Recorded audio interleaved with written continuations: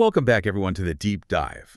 We love taking your really specific questions from our sources and just unpacking them. Today, it's a really intriguing one, pulled straight from Antichrist before the rapture. And the question is, well, it's simple but deep. Okay, does the Antichrist actually come before the rapture? Let's get into it. Yeah, it's a great question. What's so interesting is just how direct it is, you know? Well, It plunges us right into eschatology, the study of end times. The source isn't just asking if, it's exploring why this sequence matters so much based on different ways people read the scriptures. right. We're looking specifically at the arguments in this text. Exactly. It's not fuzzy, it's precise, chronological. Yeah. And for you listening, this gets really interesting because the source takes us through the key Bible passages that drive this sense of order. So what are some of the main arguments the source brings up for the Antichrist showing up before the rapture? Well, a primary point highlighted in the source centers on certain events needing to happen first, like the revealing of the man of lawlessness, who is often seen as the Antichrist. The source points to texts like 2 Thessalonians chapter 2. The idea presented is that this figure's appearance comes before the day of the Lord.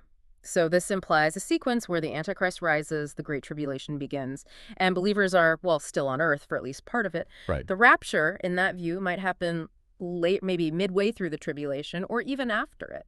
Okay, so that perspective, as laid out in our source, means the church would witness the Antichrist's rise. But what about the flip side?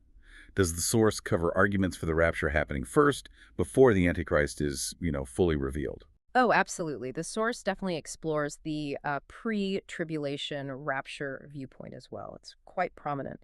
This interpretation argues the rapture is like a rescue mission, pulling the church out before things get really bad with the Antichrist and the tribulation.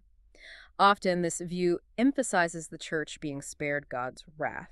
And there's the idea of a restrainer, sometimes interpreted as the Holy Spirit working through the church needing to be removed first. The restrainer concept. Exactly. So once the church is gone, then the Antichrist has the freedom to consolidate power, and the 7-year tribulation kicks off.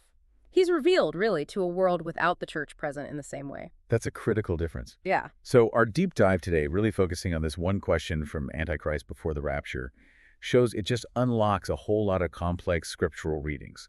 We've seen the source lay out arguments for the Antichrist first and arguments for the rapture first. Yeah. It really boils down to interpreting specific texts.